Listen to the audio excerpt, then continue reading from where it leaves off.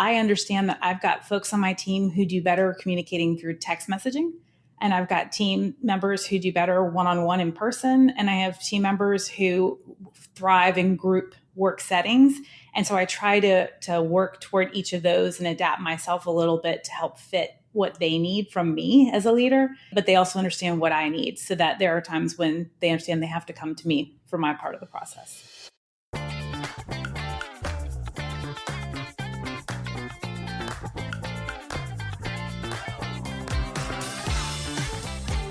Welcome to Mission of Missions. I'm your host, Jeremy Tiers. This is the show designed to help you grow, both professionally and personally, in the fast-paced world of higher education.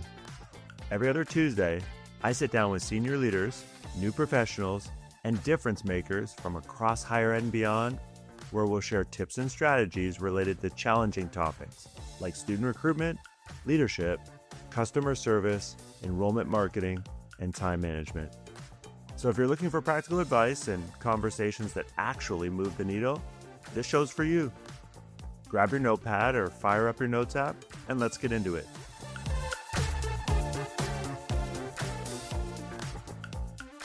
Hey everybody, it's Jeremy Tiers, and this is episode 90 of the Mission Admissions podcast. Joining me today is Jenn McCarrel, who has been in higher ed leadership roles for the past 18 years, including her current role as Vice Chancellor for Communications and Marketing at the University of North Carolina at Pembroke. And like me, Jenn is passionate about leadership. And so our chat today is going to focus on developing and sustaining a strong team culture. Jenn, welcome to the show. Thanks for having me. I'd love to get your thoughts by starting with saying this statement. It's hard to deliver a positive experience to your audience if your team doesn't have a good employee experience. If your team isn't happy and enjoying the work, finding passion in it and understanding the purpose of it, then the product isn't going to be any good, and people can feel that. Authenticity is key in the work that we do, especially when you're dealing with admissions and prospective students. They're your customers, and if they can't believe it from you, then it doesn't work. So why do you think then so many, I'll say, teams, not just admissions teams, not just Marcom teams, but across higher ed and across other industries, Jenn, where does poor team culture come from? What do you think are some of the things that typically contribute to we'll say bad culture, poor culture? there's so many things, and there are things that are in your control and things that aren't. You can't control the workload. You can try, but sometimes the workload, the size of your team, all of those things will play into it. Some of it is this team not understanding what the goal is, not understanding the purpose of the work, and not truly having a sense of buy-in for it. That will destroy the team culture really, really quickly. And then you see the product drop as well. Dig into that a little bit for me, because I totally agree with you. And this is where I find it, interesting when leadership will tell me, well, Jeremy, why do I have to explain the why to my team? I just need them to do the work. And I think it's for the exact reasons that we're talking about here, but I'd love for you to kind of expand on that a little. Sure. You see it especially when people launch a strategic plan, or they say that this is the company's mission, but you haven't helped the people on your team understand what their role is and how important the work they do is to it. I can use higher ed as the example. Marcom teams, admissions teams, you're not necessarily always connected to the student. And so if the mission is the education of the students, and you don't reinforce to people in your teams the work that they do and how it impacts the student experience on your campus, it's hard for them to connect to the work. And then it makes it harder for them to understand when the days are longer, when you need them to work a weekend shift, when there's a rush project that needs to be picked up or done. It's hard to understand the value of it. It just feels like you're just dumping things on us. You're just asking more of us without really understanding the why. It doesn't always make it better when things are stressful, but it does help people to work through it and appreciate what they're doing if they understand why it matters. Sometimes it's that context that they need, right? From leadership, from a colleague. And so has that always been easy for you as a leader to give when it comes to managing people? Or do you feel like a skill that you really had to I'll say work on and nurture over your leadership career? I think I had to work on it. Some of it comes naturally in that I'm a oldest child. I helped to raise my three brothers. I have 3 kids. I was a school teacher at one point. So I think you have this sense of helping people buy in and understand what you're doing, but being in a leadership role really kind of forced me to work on it and develop that skill, because sometimes you just want to tell people like we got to get it done. I don't want to have to stop and explain to you why we got to get it done. Like we just got to get it done. And there are still times that I have to sometimes slow myself down and remember to give people a little bit more context, or at least tell them I can't walk it all the way out for you right now. I can give you enough to understand why we need to get this done, and then if you and I want to sit down and have a conversation after about the full context of the why, we can. But it is really important to at least give them a little bit to understand, even in those crisis moments or those really, time crunch moments of why they need to do what they need to do to get us across the finish line. What's something people, Jen, tend to think builds a good, strong culture, but in your opinion, actually probably doesn't influence it as much as they think? I think people lean on meetings a lot. They think, okay, one big team meeting is going to somehow do it. I think people sometimes think we have a plan and we email it out to everybody and everybody should know the plan. And so that should build the culture. And it doesn't. And they think that because we go to lunch or that, oh, I have an open door policy, I never close my door. They think that immediately will build trust and buy in. And it doesn't, because you can have an open door and that doesn't mean people are going to come through it. And just because they don't come through it doesn't mean they don't have questions or concerns or things that they need to talk through or work on. All of those things, I think, give you a false sense of building culture when they don't. So then, if you're comfortable sharing, what are some of the Mhm. non-negotiables that define your team culture for you as a leader? One of the big ones is I don't do, and we don't do passive aggressiveness. So if you have an issue, you got to voice it and you got to address it. Also, you don't show up with a problem without at least having some considerations of what a solution might be. That's a real big one for our team. And then always being willing to talk and collaborate with each other, knowing that you have the ability to say, I need a moment. The team thing isn't working for me right this second, but then we're going to revisit it. We have a small, mighty little team here. And so we know that sometimes I've got introverts and extroverts. And when you mix those groups together, you're going to wear out somebody on occasion. Others are going to feel like they don't get a chance to talk enough because others are more introverted. And so it's having that awareness and really being willing to talk to each other and work through problems.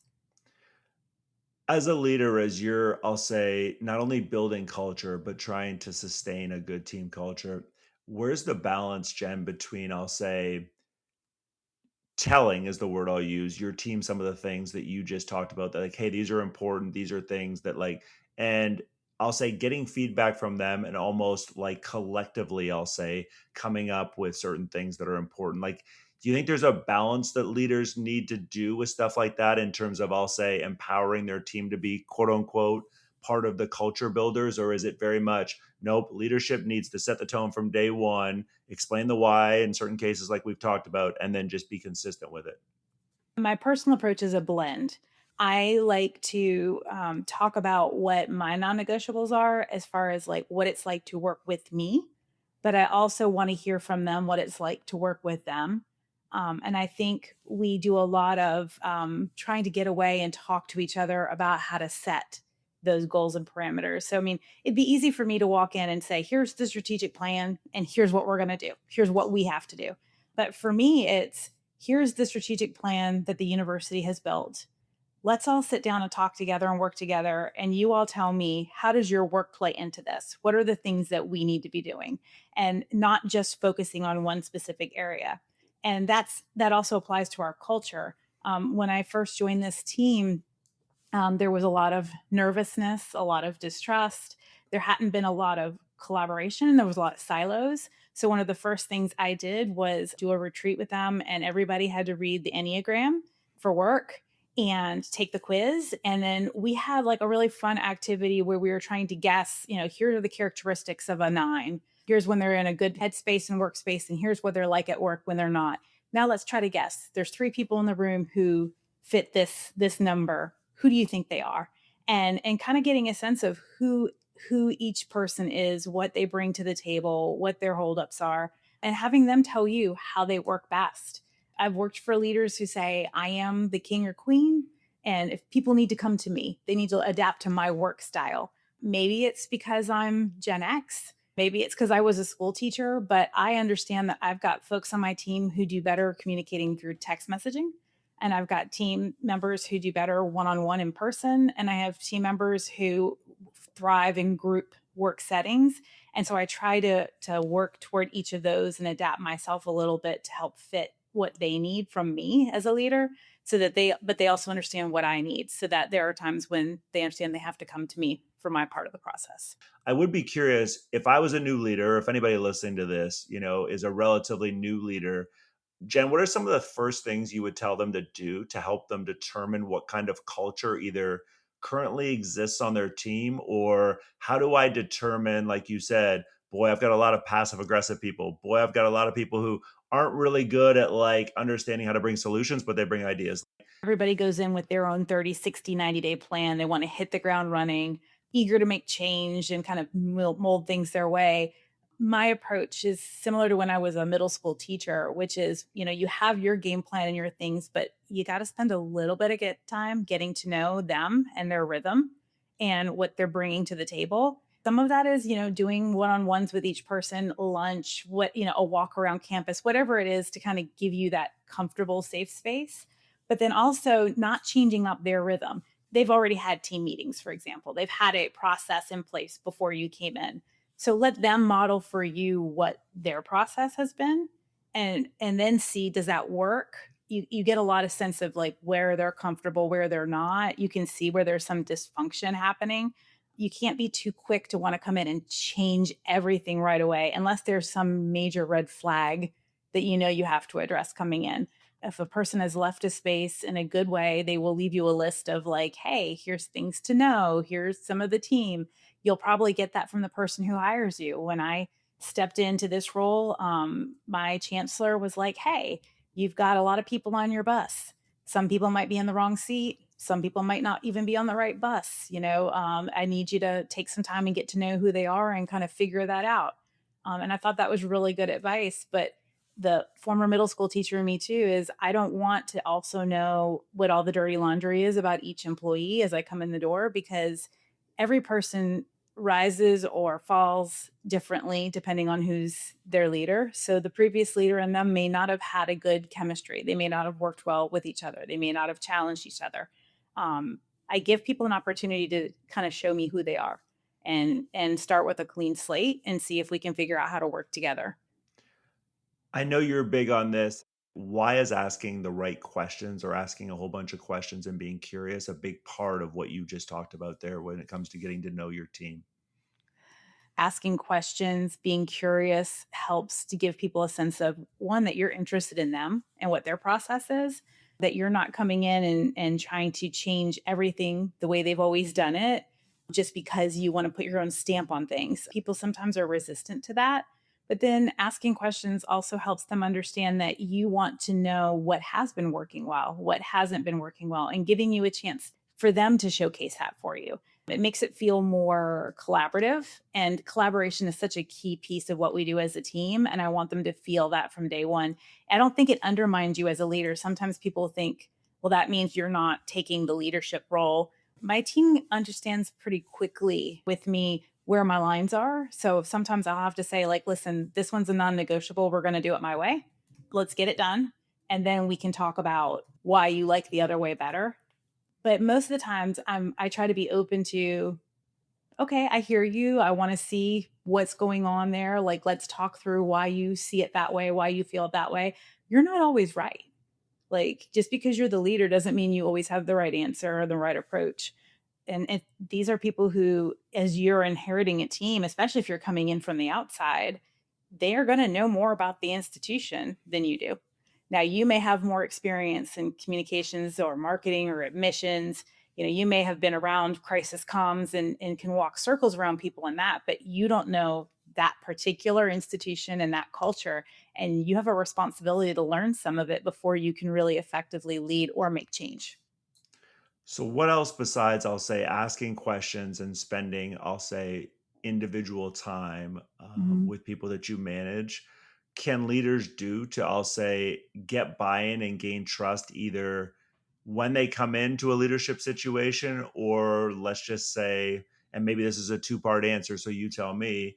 So they either come into a new leadership situation and they want to do that, or let's just say they didn't start it the right way. They eventually realize that. And so they want to, I'll say, rebuild trust, even if they're not a brand new leader. Thoughts on any of that? I mean, I feel like every day is a new day. So, you didn't get it right yesterday, you try again today. Every leader has a bad day. So I think being authentic with people is really important. I once had a mentor who used to always remind me the cobbler's children have no shoes. So you get so busy taking care of everybody else around you on your campus. Your team is doing work that feeds into other people. You don't take the time to stop and recognize the work that's happening inside. Your people don't feel that necessarily, that appreciation. So it's important for me to always have those moments of reset and acknowledging when people are doing right.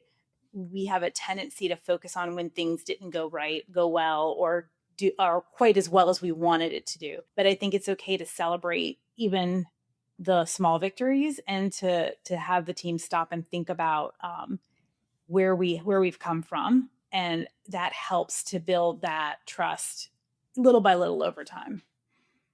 How consistent are you with that? Meaning, like, I know people will celebrate, I'll say, at certain points in the year, right? Like, you and I are recording this the day before May Mhm. 1, right? We were talking Right. before about how crazy a week it's been. Like, Yeah. May 1 obviously is a time of year. Not all, but a lot of schools will do some celebrating based on wherever they're at with their numbers. Where are you when it comes to then saying, all right, then how much do I have to sprinkle in, I'll say, throughout the cycle, throughout the year, when it comes to your point, celebrating positive things that happen with an individual or my team along the way as a way to, again, reinforce some of those culture key things? I think you've got to look for, like, they're always the big things. We launched a new website, we do a big celebration, right? We launched a strategic plan, we do something to celebrate that. You're going to have those things, but within your team, you can build it in even in small ways. So we try to start every big group meeting that we do with a gift of the golden goose. So an opportunity for people around the table to share something that they admired or thought that went really well, a positive that they can do. And it's not about themselves, and sometimes it's not even about within our own team. Sometimes it's about the other teams. So it's saying, I saw that admissions had this great event, and they did a really great job of the social media this time, and how helpful that was for our team, to see that social going and that interactivity with them. And a lot of times when people come to the table and they don't have one, they hear somebody else's and they're able to bounce off of it. It's not high pressure. It doesn't make everybody feel like you have to come with something. But everybody knows that we always start meetings with some kind of acknowledgement, and they start thinking about what they can share and how they can help celebrate others. We've also done something where I've handed out cards. I'm a big Hallmark card girl. I keep tons of boxes of cards, thank you cards, blank cards. I just like them. But give those cards out to people and ask them to, like, pick two people on the team that they can write a message to, and put it in an envelope, and then put their name on the envelope and hand it back to me. And I stick them in my desk. When they least expect it, I will drop one off on somebody's desk. And I don't know what the message was about. It's not from me, it's from another team member about the thing that that other person brings to the table.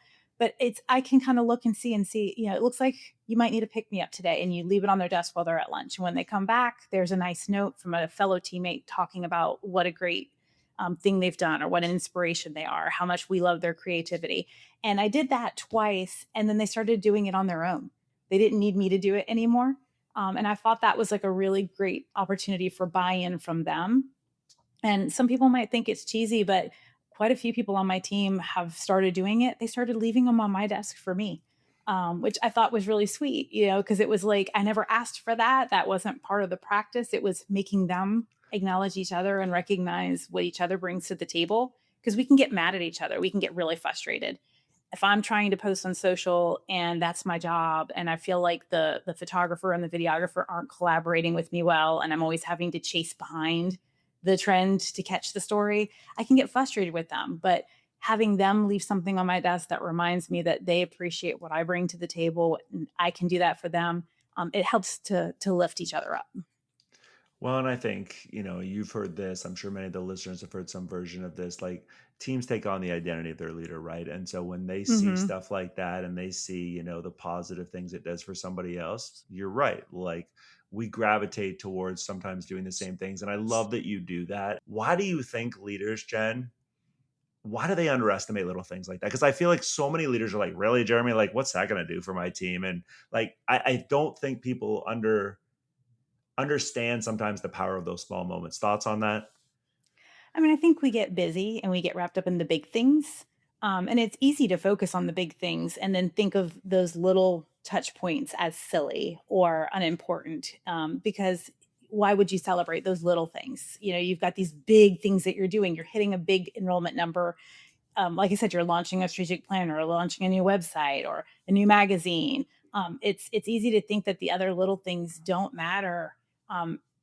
But all of us are still like, if you think about the kid in kindergarten with their little box for Valentine's Day and making sure everybody gets one and why that's important, right? Like, we don't outgrow that.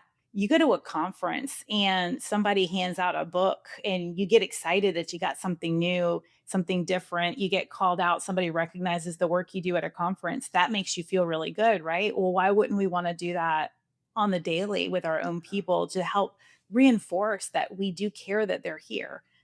People spend a lot of time. I mean, some people call it work family, some people call it community, but you have to live and work in that space with people a significant amount of time. And it's easy to focus on the negative stuff, but it's so much more rewarding to do these little small tokens of appreciation that help lift the spirits.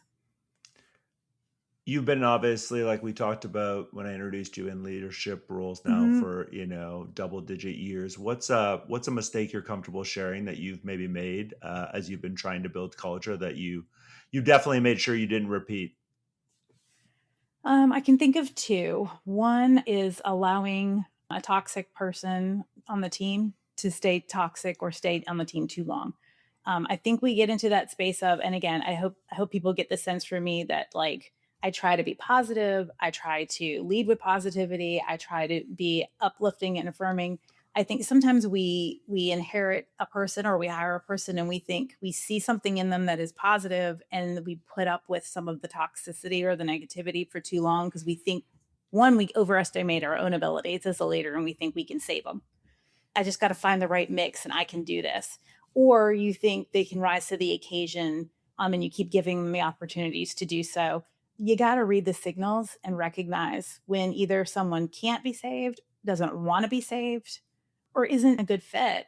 And if you don't address it early enough, that toxicity ends up impacting everyone else. It infects them. And people start to be overly negative and they start to feel like, well, if they can do that, they can get away with that. Why am I having to work so hard? And so it can change the entire culture of your team if you're not addressing it. It weakens you in your team's eyes because they see that you're not handling something in the way that needs to be handled, and then it disrupts the trust that they have in you because if you're not addressing that toxic environment, they don't trust that you're going to make it better for them. That's probably one of the big ones is I let somebody stay too long when I should have done the hard thing and gotten them out. The second thing is you have to find a balance, and this is the really hard one for me. I'm naturally trusting, and I don't have a huge filter. I have a filter when I need to. I've done public relations. I know when I need to put on the game face, but when I'm with my team, I have a level of trust with them that I should be able to let down my guard and let them know when the work is hard for me, when the things are frustrating for me. And I think you should and can do that with your team, but you have to know where the line is of you can't share too much of that. Otherwise, they feel it too. So just like keeping a negative person there is toxic for your team, there's a level of yes, they should see that you also have frustrations, that you are feeling the stress too. But if you let them see too much of that, they fixate on it, they focus in it, they live in it, and they can't rise above it. And so you have to keep some of that to yourself, which is a hard one. I had a boss that used to tell me the higher you get on the ladder, the fewer friends you're going to have because you can't be friends with everyone on your team, no matter how much you want to be, no matter how much you like them. They have to all be able to go out to lunch without you. and your feelings are probably hurt, but you've got to let them have those things because you can't be in their level all the time. They still have to be able to see you as the leader, and they have to know that you're going to be the strong front for them and you're going to carry things forward. And so sometimes that means not letting them see how frustrated you are that we're doing that we have to do this project, or this deadline got moved, or so there's a balance there that you have to find and hit, and it's a hard one. On a similar note, the other thing then that I want to ask you about, so when a team really gets a good culture going, right? Like Hmm. leadership has kind of helped set the tone. Everybody's, for the most part, bought in, and like you become pretty consistent in terms of being a strong, performing and strong culture team. Hmm. How do you keep from getting comfortable both as a leader, Jen, and like what are the warning signs as a leader you have to watch for that may indicate, oh, wait, all right, people are starting to go the other way, even though for a while we were like, so talk to me about both of those. So I think one is you can't rest on your laurels. We're always trying to think bigger and dream bigger, anyways, and look at the next challenges. In our industry, people change a lot. I think that does help. Every time you have a new hire or a person leave the team, we tend to try to take a look at what the roles and responsibilities are, and are things still working? Does things still fit people? I think that helps to keep people from kind of falling into a rut, which can bring down the culture a little bit, because it just becomes kind of, again, stamp it and move on. So you don't want that. I always tell my team, I'm not doing my job if you stay forever. Hopefully, you're hiring people who are more talented than you in certain areas, anyways, right? Like, because you should be surrounding yourself with people who know things more than you. I know a little bit about everything enough to be dangerous, but I have a social media manager for a reason because they know it. They live and breathe it. And thank God they're there for me, right? But I also know they're not going to be here forever. They're going to pick up and go and grow somewhere else. And I'm going to be sad when they're gone, but I encourage them to professionally grow. But that means putting them in positions too and giving them opportunities to lead others and show others and kind of cross train. And I think that helps to keep things a little bit more active, and not stale. People falling into that rut, which can bring your culture down.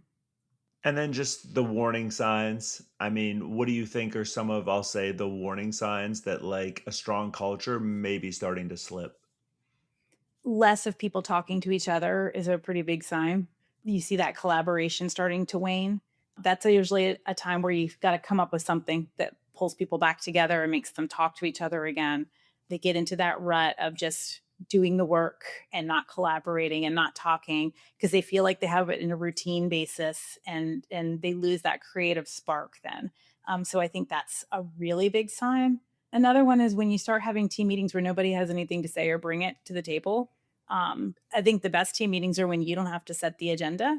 Other people are saying, here's what I'm bringing to it. When you find yourself in a meeting where you're the one trying to lead the conversation every single time, and it becomes like, a what's on your list? What's on your list? And what do I need from you today? Then you start to see where that's where the culture is. That's a warning sign that people aren't feeling bought in. They're not feeling as creative anymore, or they're not feeling as brave to bring new ideas or creative ideas to the table. And you got to figure out how to mix it back up for them. The last thing I do on every episode, Jen, is fun rapid fire. So I'm going to give you a handful of things and I want to just get some quick feedback from you on each, okay? All right. All right. How many times have you rubbed the hawk statue that's on top of the rock there at UNCP's campus for good luck? Oh goodness, almost every time I walk past it. I like the honesty. It's a must. You're an Old Dominion grad. Which That's right. restaurant is better there? Handsome Biscuit or Dumar's Cones and Barbecue? Oh gosh, you can't make me pick. Handsome Biscuit's great when you're kind of wanting something really snazzy and upscale, but there nothing beats going to a drive-in like Dumar's at night for an ice cream cone. Two Norfolk stables. I've never been to Norfolk, but Oh, heard it's wonderful. oh, it's wonderful. What's a cheese that absolutely has to be on a charcuterie board if you're making it? Oh gosh, I love all cheese. Brie for sure is a big one for me. Your favorite exercise for you to do at the gym is what? Lift weights. I'm big into lifting. Okay. Like Mhm. power cleans and stuff, or are we talking Oh free yeah, weights? I no, I love deadlifts. I love bench. I love squats. I've been powerlifting for a while now, and I love it. Awesome. What book Mhm. have you read multiple times that you're willing to share? Well, The Giving Tree, that's a good one. that harkens back to my childhood and my grandmother, who was a school teacher. And it's a good reminder of my philosophy in life, which is to always try to be more giving than you take away from other people, because I think then the gifts come back around to you. Jen, I appreciate you being on today. I think so much of what you shared, it's going to be good reminders for some, and for others, it's hopefully going to leave them with a whole bunch Mhm. of thoughts. And this is the time of year, not that there's, I'll say, a perfect time of the year to think about culture and like what needs to change. But, at the end of the cycle, as we start to, potentially have some staff move on, right, is usually I find when a lot of leaders start to think about this stuff. And so I just encourage everyone listening to really think whether you've got a great culture right now or you want to change some things, like, what can you take from what Jen shared today, and just, start with one thing, not, a whole bunch of things, because that never Mhm. tends to go well for all of us, right? Right. Jen, I look forward to the next time we talk, and thanks again for your time today. Thank you so much. Thanks for listening to Mission Admissions. This show is a proud member of the Enrollify Network, home to Higher Ed's the largest collection of podcasts. Enrollify is where higher ed goes to grow, so be sure to check out our other podcasts, webinars, video clips, blogs, and more. Visit enrollify.org and subscribe for all the latest details and content drops directly to your inbox. Enrollify is brought to you by Element 451, the digital workforce platform for higher ed. Learn more at element451.com.